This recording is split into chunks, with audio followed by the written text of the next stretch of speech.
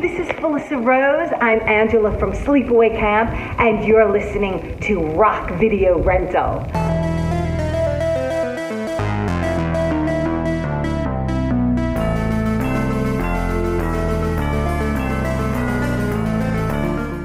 Hey, what's up, everybody, and welcome to Rock Video Rental. I am Brandon. With me, as always, is Caleb, and we are continuing on with Rocktober 5, and we're going to be talking about a movie that I have seen countless times, mostly when I was a teenager.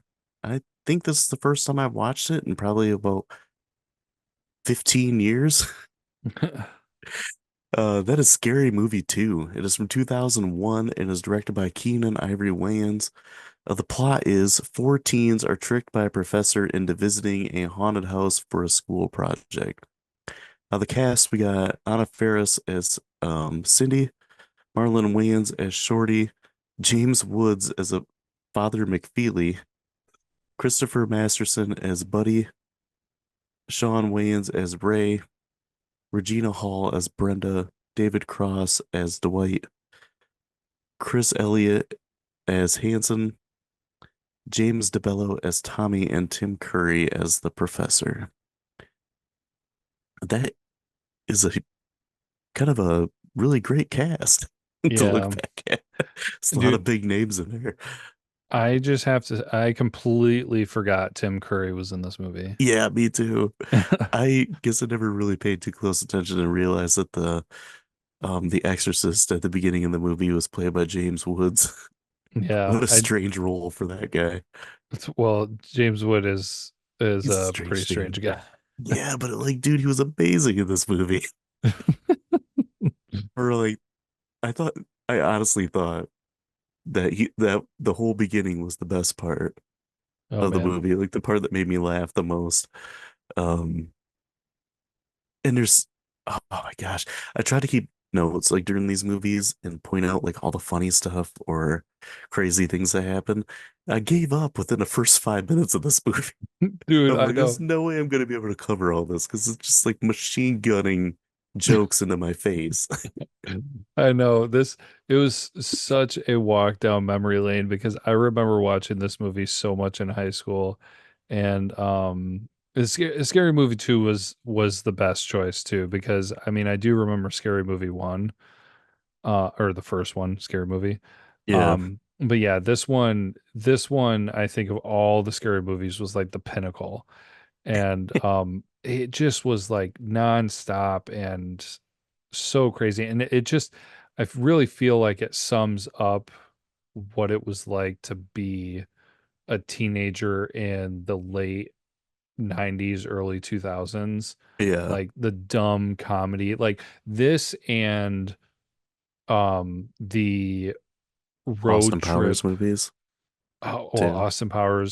Austin Powers, the road trip, and American Pies, like Oh, yeah. teen, uh, Raunchy comedies, yeah. yeah, raunchy comedies.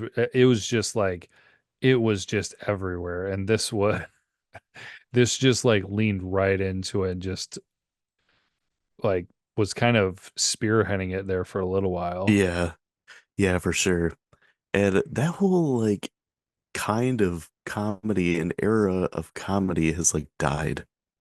Oh yeah. I think Superbad was probably the last like really good one. Mm-hmm. Well, a lot of it I don't think would fly anymore. No. Is part of the reason why. But even before then, man, like so wait, when did Superbad come out? Like late 2000s? It was like mid 2007. 2000s.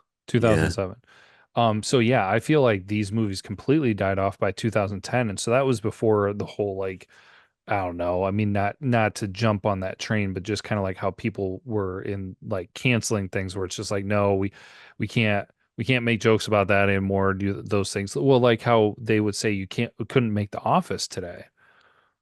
People are just like, you couldn't have made it later than what you did because it just wouldn't have fit and it wouldn't have hit the right target market for that. And then the same things for these kind of comedies, like they just stopped, which is kind of crazy. because I feel like there are a lot of elements that would still carry and people would still enjoy in a good comedy. Of course, there'd be Hmm. plenty of things that they would probably want to take out. Um, but yeah, they just totally seem to have stopped in comedy.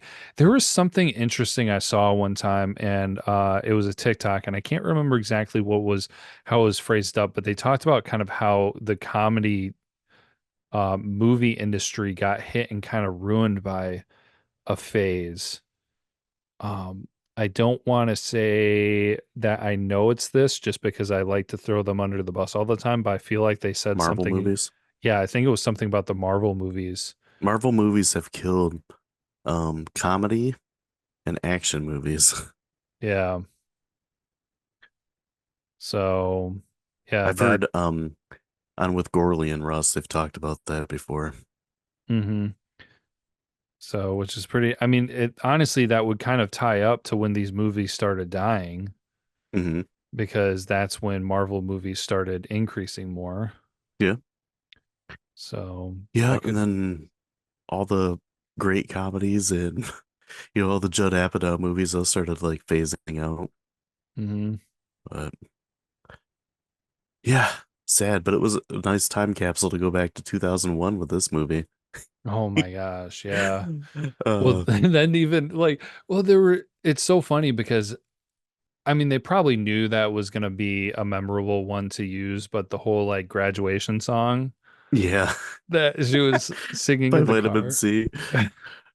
Yeah, and then like the actual voice of Vitamin C comes on the radio and tells her to shut up. Yeah. Uh, which brings me to mention Anna Faris. And I really don't think there had been another actress at this time that could have played as the character as well as she did. Oh yeah, She's probably just like not. so goofy and weird Hmm in pretty much everything she does. And I don't know, I always thought she was so funny in these movies. But, and you kind of know what to expect with the Wayans brothers. Oh yeah. Well then And then, yeah, they just went all out and oh, what was his name? Why can I not think of it wasn't Ray. What was the name of the other one? The oh, Shorty? Afro. Shorty. Yeah. Yeah. Gosh, like he just oh, he just went all in and was absolutely hilarious. Sometimes he was annoying for sure, but just Yeah. like his laugh and his just crazy antics. Oh my gosh. Yeah, Just Marlon Wayans is always over the top. Have you ever seen Don't Be a Menace to South Central while drinking your juice in the hood? no, I don't think so. It was like a parody movie they did of all like the Spike Lee movies and stuff, Mm-hmm. like Boys in the Hood and all those kind of movies. Yeah. And it's very similar to this, the humor. So you Nice. should check that out sometime. It's pretty hilarious. But he he acts a lot like that in that movie as well. Uh, Dude, a funny thing about the characters in this movie. yeah, So Christopher Masterson, yep, the guy who played, I don't know, Anna Faris's Buddy. love interest, whatever buddy character. You probably don't remember this, but he was the cabin boy in Cutthroat Island. Yeah, he was, wasn't he? Yeah, I Yeah. to- I totally like kind of forgot about that. Well, he was Malcolm's older brother, Francis, Yeah, that's probably and Malcolm in his. the middle. Yeah, and he's also the real life brother of Hyde from that '70s show, I was kind Danny of wondering Masterson, who's that. now in jail. Yeah, I was wondering that because I don't know actors' names very well, but I was gonna say they look a lot alike. So Yeah, they're brothers. gotcha. Yeah. Um, I One other thing, funny thing to say about the actors and actresses in this movie, Kathleen Robertson, who played Theo, who was like the popular girl, over sexualized girl in the yeah movie. yeah if you go to her IMDb, which this is clearly going to be one of her most popular roles, she does not list it as one of her most popular roles. No, I saw that. It was just like, That I you kind of what feel you like might that's know her deliberate. from. Yeah, I Yeah. was when I was watching this, like, who in the heck is this? Like, I haven't seen her really in anything else. Because even like the one dude who doesn't last very long, when they do the dude, where's my car rip, Oh, yeah, yeah, yeah. Tommy, James DeBello, he was in Cabin Fever. That's what I remember him from. Oh, okay. And he was in Detroit Rock City as well. There's a couple people that are in this that are in Detroit Rock City, but that was probably his two biggest movies. He wasn't in this for very long, and I don't even remember how he died, I don't think he did die. or that he just like took off or something. I don't know, but I didn't ever. Yeah, he didn't go on the trip to the mansion. That's what it was. He was going to go, and then he ended up not making it or something. Uh, um, Um, I don't know, but we've gone this far into this episode, and we have not mentioned Chris Elliott's character, the butler guy with the little deformed hand, the little which is head. probably what everybody remembers from this movie. Take my strong hand. Yes. And he's mixing the mashed potatoes with it. And it's Actually, dude, did you notice? And I didn't capture it exactly, but I don't think he ever says that. take my strong hand. Yeah, I think he just Take the says, little one. yeah, he says, take the little one, and he's like, um, but this is my strong hand. Because Yeah. I said that I say that all the time too. Take my strong hand. But he actually doesn't say that. It's the Mandela effect. Yeah, he says several things surrounding that, but he doesn't actually say that phrase. That's like when people say, Luke, I am your father. He doesn't ever say that. He just says, I am your father. Yeah. But yeah, no, so definitely Chris Elliott is a huge highlight of this movie. And I actually didn't realize how little he is in the movie. Yeah. But probably one of my favorite things is I guess you would maybe even call the rivalry between him and David Cross. Yes. That was just He's like, I'll so be great. the bigger man and walk away. Walk away. Like, is there anybody that plays he's got to be one of the greatest actors to play like wacky, goofy, off the wall characters. Hmm. It's like him, and then I mean Jack Black is pretty good at playing wacky characters, and Jim Carrey. But like, I mean, Chris Elliott is just one of the, I guess, underappreciated goofy character actors. Yeah. I mean, he plays Roland Shit in Shit's Creek too, Yeah. who's kind of a goofy guy. But uh, anytime anybody mentions Scary Movie 2, they talk about the guy with the little hand. Oh yeah. Absolutely. But Dude, he yeah, the was rivalry he has with David Cross is so funny because it's just like um he's like, "Oh, that was great. Let me give you a hand." always And they're like, just why like don't you give ripping me a standing ovation? it. Yeah. They're just going back and forth, making fun of each other's handicaps. Hmm. Oh gosh. And Definitely a then highlight of the movie this watch, especially watching it this time. oh yeah, knowing it was coming. But dude, like the whole food scene and especially the turkey scene, Yeah. Oh, like I don't how the it makes me think of The Office where there are certain times where you're just like, how did they film this? without laughing. Yes. Yeah. Like the dinner party scene in The Office. Hmm. That episode. Like you can see people cracking, but like how do they not just like burst into laughing every single take? Yeah. And it's with this too, especially when he's telling you how he stuffs the turkey, then he starts humping it. Yeah. Like, oh my gosh. And he's like licking it and oh my. Yeah. Just going all out. Uh oh, and mentioning The Office, did you notice that the painting of the mistress looked just like Jan Levinson? Oh, really? And they kept saying how much it looked like Anna Faris's character, and I'm like, it doesn't even really look like. She looks like you, except her skin's not as oily. But when they showed it this, I'm like, oh my God, that looks like Jan Levinson. That's funny. There was some jokes in this too where they really dated themselves. Like Like, the Nike commercial rip with the oh, basketball. yep. Yeah. How That was about something that was popular for maybe like 1 year. the Firestone, the tire for the wheelchair? Did you catch that one? Oh yeah. Yep. Like the Wilderness AT tire that explodes. Hmm. Oh man. I think this time around, because I've seen this movie so many times, and like I said, it's been a long time since I've seen it, that it was like the little things that I really picked up on. Okay. Um,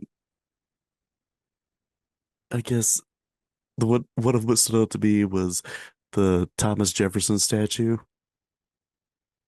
at the beginning of the movie where they're going into Oh, the school and it's like they show like this Thomas Jefferson statue standing with a bunch of mixed race children and it yes. says, "Once you go back black, you never go back." Yep. And that was when I guess he had a little no backstory on it because it's rumored that Thomas Jefferson had um kids with some of his servants. Yeah. But that made me laugh. I guess one that I always remember is the part where they're walking around and uh Anna Faris is like, "Oh my gosh, look at those bloody footprints," and then Buddy's like, "Oh, dude, somebody's on the rag." I always remember that one. But I think the stuff that really made me laugh this time was like the part where the priest is in the bathroom taking a dump. And some of the references in this were like a little obscure and like I definitely didn't get it at the time, but now that I've seen like more horror movies, I got it. And like the flies are all over his face and he's like screaming about the poop and everything. That's from straight up from um the Amityville horror. Okay. There's a scene where a priest goes into the house and there's like flies just swarming out of nowhere and like this demon voice says, "Get out." But and then when he's like, "Oh my God," and he's like, "It's like the enchiladas." Those damn enchiladas. I'm like, oh my God, that was a reference from Friday 13th Part 5. Oh, so great. Uh, I was wondering if you picked up on that this time. Oh, yeah. It was No, I like, definitely did not know that previously, but yeah, the enchiladas. Yeah, I didn't get it when I was a kid, but oh man, it was just so many jokes, one after another, just like a blast to your face. And I guess the last one that was just stupid but made me laugh, where they're like all in the kitchen and the professor's trying to tell Anna Faris's character that she's crazy. And she's like, "I'm not crazy, okay?" And then she runs off like Kermit the Frog. yeah. Like it's so stupid, but it made me laugh. Like when her arms are flailing, she's like, "Ah."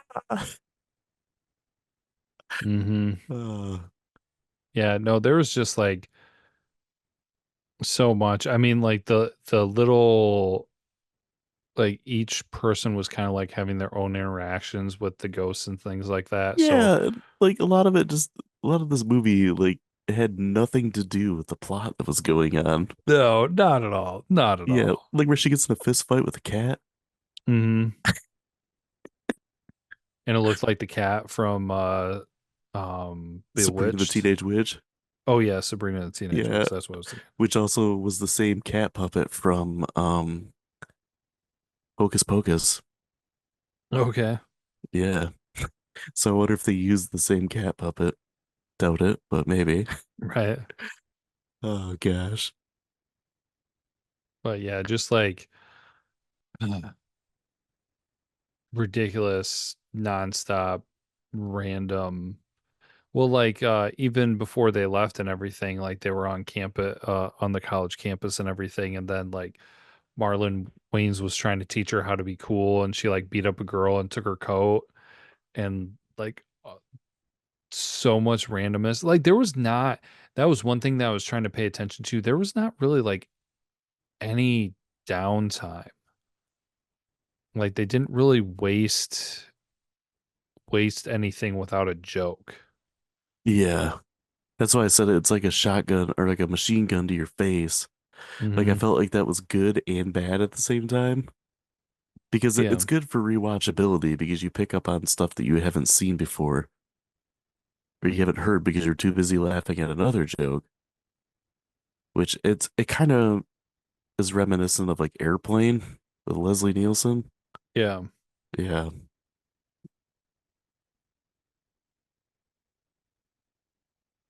Oh, I guess one line that really made me laugh this time that was like a really more of a subtle one that you might miss uh was at the beginning with The Exorcist and the mom is like it's like I just don't know what to do with her. Like the child won't even let me touch her. And he's like, yeah, sometimes you got to give him candy.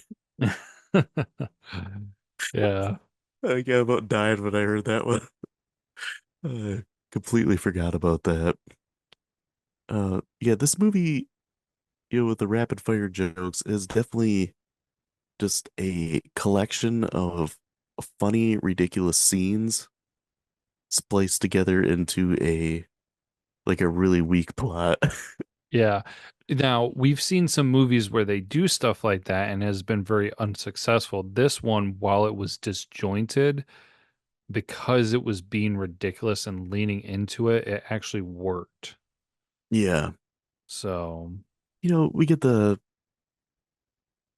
ghost sex scene with Tori Spelling, which is, a reference to The Nightmare on Elm Street where Tina gets thrown around the room, except Tori Spelling's enjoying it. And uh well, it starts off with a reference to Hollow Man. Have you ever seen that with Kevin Bacon, where he becomes like invisible? um, or no, I haven't seen the whole thing. I know what you're talking Yeah. about though. Yeah. The beginning of that scene kind of starts off like that.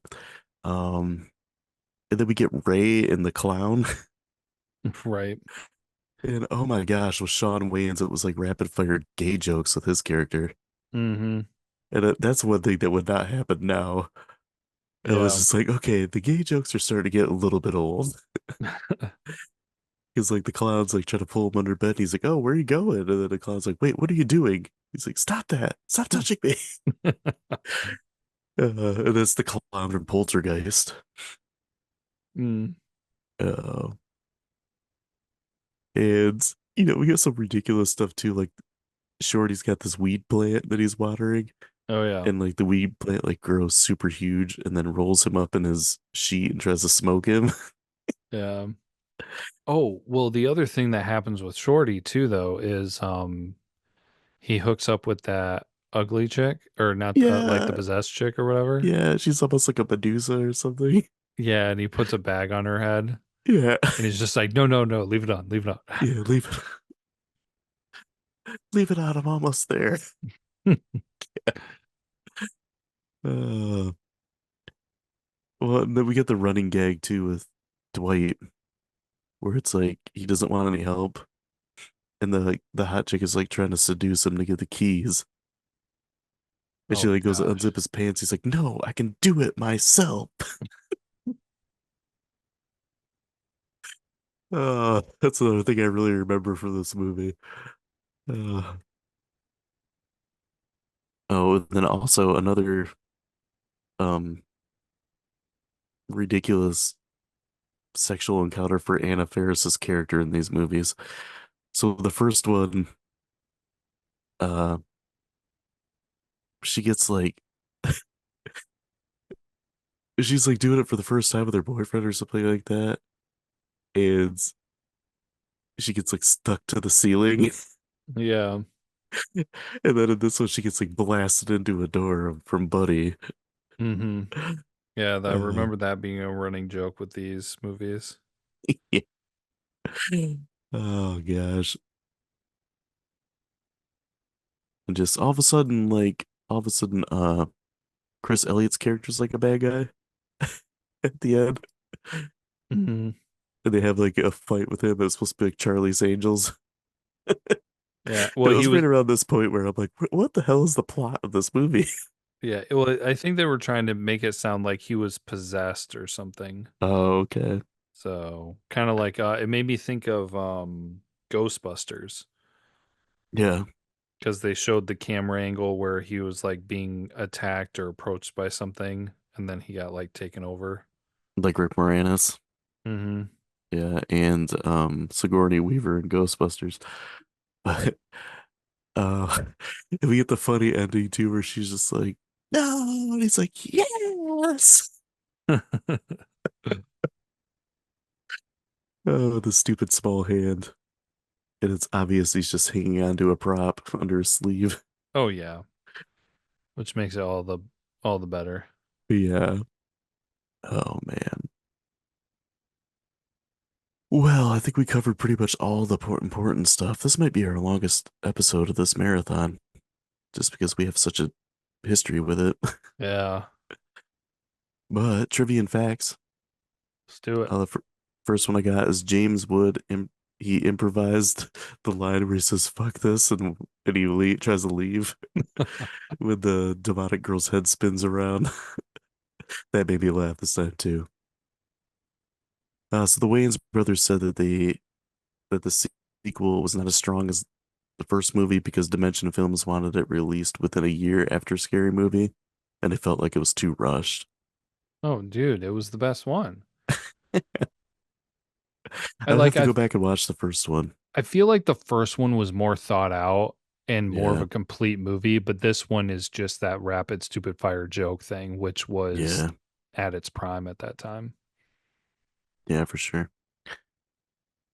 So as a promotional gimmick, rolls of toilet paper were commissioned adorned with the movie's logo and the line, "There's nothing like a good number two."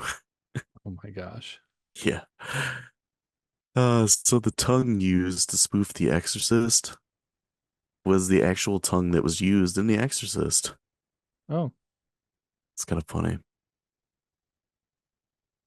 So Christina Aguilera and Britney Spears both turned down the role of Megan Voorhees. Mhm. Many people bought tickets for this movie during its US theatrical run simply to see the trailer for Jay and Silent Bob Strike Back. Oh my After the gosh. trailer ran, many moviegoers left the theater. So the tagline for the original Scary Movie was "No mercy, no shame, no sequel." And then the original tagline for this was "We lied," but then it was changed to "More merciless, more shameless." I liked "We lied" better. Yeah. So the map that Cindy reads in her car has the following text at the bottom. It says directions. If you have any brains, you would take your ass home, but you don't. Head north 2 miles on Hades Divide. You will pass Elm Street on your left. Whatever you do, keep moving. 6 miles of Kane Manor. If you reach Compton, lock your door, bend over, and kiss your ass goodbye. This was originally rated NC-17 by the MPAA. The scene where Tori Spelling has sex with a ghost had to be cut to about a third of its original length for the R rating. The director, Keenan Ivory Wayans, was very upset because he said there was nothing in that scene that warranted anything more than an R. He also felt he was targeted by the MPAA for harsher scrutiny because he got away with too much in the first movie. Might be true. Yeah. So Marlon Brando was initially supposed to be Father McFeely. Oh my gosh. After meeting with Keenan Ivory Wayans and finding a kinship in his brand of comedy, he was paid $2 million to be in the movie, and he even shot some of the scenes. He was being fed his lines through a radio earpiece. Granted, he was very ill at this point and he needed oxygen badly at times during filming. Brando was ready to do the rather grotesque toilet scene to the bless his house part. Um, but he got sick halfway through filming and wasn't able to finish. James Woods was recast and reshot the scene. Um, and Natasha Lyonne, who played the demonic girl, Hmm. owns a copy of the VHS with the dailies of her and Brando. Oh, dang. I'd Yeah. like to see those. Yeah. And the last thing I got is the movie had a $45 million budget and it made 141 in the box office. Those In 45 and IMDb, 141. 45 and 141. Yeah. Yeah, it's pretty successful. Grades, what do you think they are? 7.0. 5.3. What? Wow. Jerks. 75%. 13. What? The critics What? liked the first one. I remember Roger Ebert saying that he even liked the first one, thought it was funny.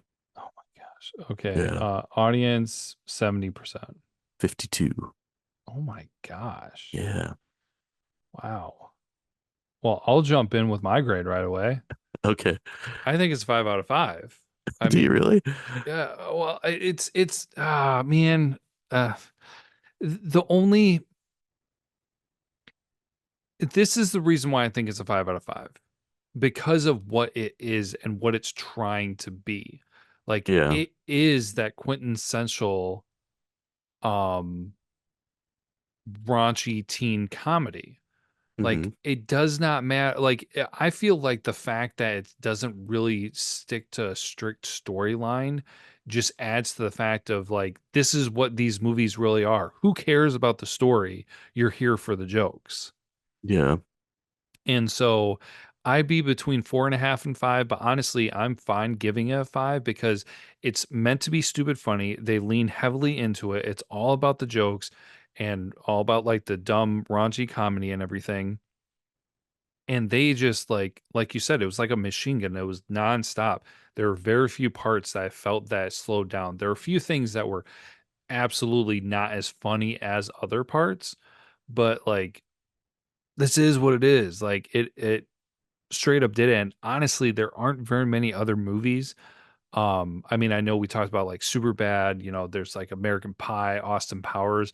This one's a bit more unique because it's that scary movie aspect where it's all about scary movie references and it nailed it practically perfectly outside a couple things that are just like specific references to its time, but still I Yeah. mean that's what you're going to get with that kind of thing. Right. Exactly. Um, I think if you would ask me when I was, man, like 15, this was a definite 5 out of 5 for me. I guess going back and watching it, I did have a lot of nostalgia for it. And then other times I'm just like, okay, that's a little ridiculous. This is kind of goofy, but um, I still had a good time watching it. I ended up giving it a 4 out of 5 just because I remember liking the first one more. Okay. Yeah, and enjoying the story of the first one more. It was like a making fun of Scream and I Know You Did Last Summer and all that kind of stuff. Mhm. Um, I have to go back and watch it and see if it still is better for me. But I don't know. Chris Elliott is um the strong hand guy, like is something that'll be permanently etched into my brain. Just like the ridiculousness and everything that he does in this movie. But yeah, it's to me it's a solid 4 out of 5. Okay. So we go from like a really crazy, goofy comedy to a more serious movie. And we're gonna be going into the slasher subgenre again. With a 1990s slasher that not a lot of people talk about too much. And I don't know, I think it's kind of like a hidden gem and more people should watch it. We're gonna be talking about the movie Popcorn. So if you guys have seen that, come by next time and we'll be talking about it or watch it for the first time. Like this is definitely a movie that you should watch if you haven't heard of it and you like slasher movies. But yeah, come by. We're gonna be talking about that. And until then, as always, be kind and rewind.